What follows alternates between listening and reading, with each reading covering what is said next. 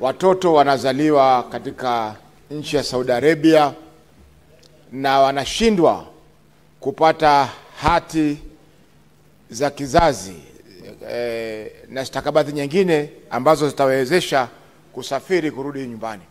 Mheshimiwa Spika, kama inavyojulikana ni kwamba nchi ya Saudi Arabia ina sheria za dini, sheria za Kiislamu za dini ambazo ni marufuku kwa mwanamke kupata mtoto nje ya ndoa.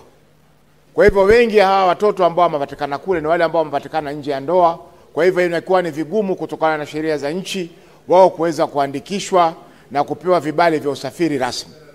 Kwa hiyo Mheshimiwa Spika, ni lazima kuwe na mfumo ambao wale ambao wanakwenda kufanya kazi nchi za nje wamepata mafunzo ya kuwawezesha kuendesha maisha yao katika sehemu zile.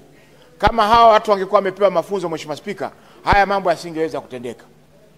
Lakini wengi wanachukuliwa kutoka sehemu za mashambani, hawajui haki zao, hawajui kule wanakokwenda kufanya kazi.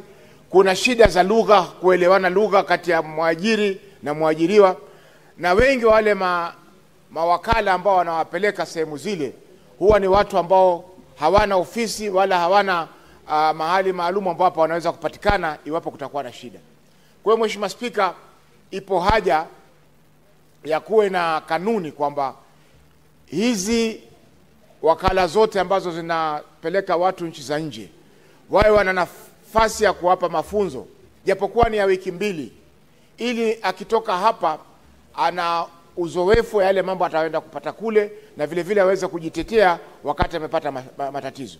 Mheshimiwa Spika, mwaka 2023 tulipozuru Riyadh pamoja na kamati ya leba ya bunge hili, tuliweza kuelezewa na katika balozi ya Filipino zile kanuni ambazo wafanyaji kazi kutoka Philippines wanapitia kabla ya kwenda kule. Na wakifika Saudi Arabia kwanza wanawekwa katika mahali kupitia kwa balozi ambapo wanafunzwa na wanajulishwa zile mambo ambao wanaweza kuyapata katika nchi hili. Kwa hiyo Mheshimiwa Spika, hapa kwetu sisi ni kama ambao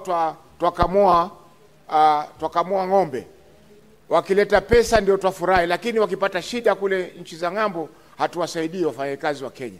Wengi wamekufa Mheshimiwa Spika, balozi zinashindwa kuweza kuwasaidia miili kurejeshwa majumbani. Kwa hiyo Mheshimiwa Spika, lazima kamati ya leba